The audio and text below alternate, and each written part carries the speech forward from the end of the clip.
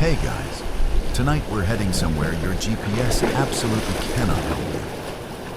Imagine standing at the edge of the known world, 1492. There's no Google Earth, no satellite weather radar, not even a proper map of what lies west of Portugal.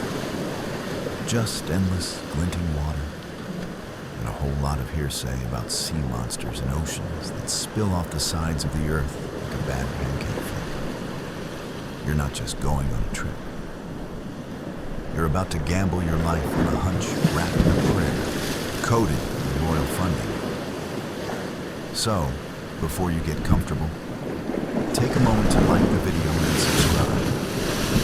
But only if you genuinely enjoy what I'm doing here. And hey, let me know in the comments. Where are you listening from? And what time is it right now? Now, dim the lights. Maybe turn on a fan for that soft background hum. And let's ease into tonight's journey together. You stand on the creaking dock in Palos de la Frontera. It smells like salt, old rope, and someone's fish stew gone very wrong.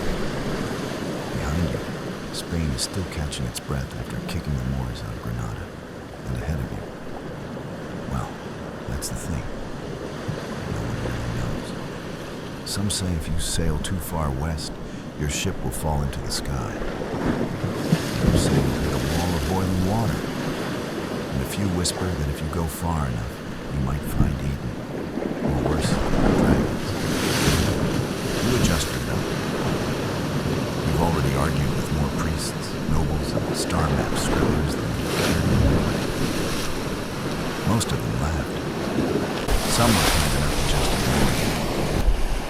But you got feeling. A stubborn, bone-deep certainty that you can reach the Indies, not by sailing east. The long, silk-slick land route.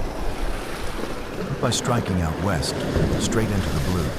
The feeling has a name. Cristoforo Colombo, though most people just call you Columbus.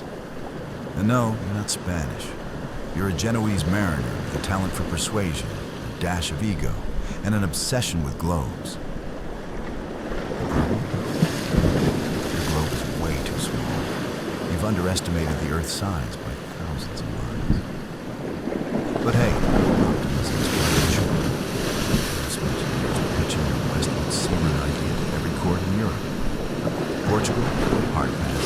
England, yawn. France, thanks. Spain was your last shot, and even here it took you 7 long years and a whole lot of persistence. Isabella and Ferdinand finally agreed.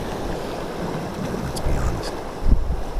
They were probably hoping you'd either succeed spectacularly or disappear quietly. There's a flutter in your gut as you look at the 3 ships anchored nearby. The Nina, Pinta, and Santa Maria. They're not glamorous. Think more floating wooden anxiety containers and grand vessels of destiny. But they'll do. You're not carrying much cargo. Just enough supplies for a long voyage and some trinkets to impress whoever you bump into along the way. You glance around at your crew. Most of them are locals. Sailors from Palos, pressed into service by royal order. They don't trust you. Some whisper that you're mad, others think you're lying. One guy is here because he lost a bet. But they've all agreed to sail west into what might be a whole lot of nothing. Because the crown told them to. And maybe, just maybe, they believe in the promise of riches. Or they just really hate farming. It's August 3rd, 1492. You step aboard the Santa Maria and shout your orders.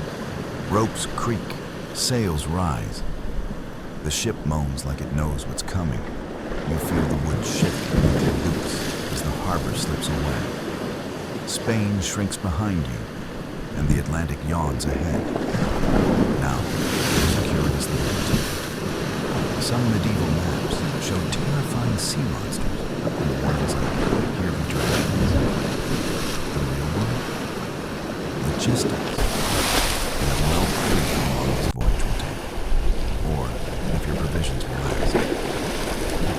brought enough for a few weeks, maybe months. If you're wrong about the Earth's size, you're not just going off course, you're going to starve. Historians still argue whether Columbus truly believed he'd reach the Indies quickly, or whether he knew it was a much bigger gamble than he admitted. Some say he was just wildly optimistic. Others believe he fudged the numbers on purpose to make the trip sound more manageable. Either way, you've now cast your fate to the sea. The wind picks up, the sails catch, and suddenly you're no longer a man on the ground. You're the captain of a fleet heading into the abyss. Every creak of timber reminds you. There is no turning back. A day into the voyage, a crewman already starts complaining about the distance. Another thinks the compass is acting weird. You smile nervously.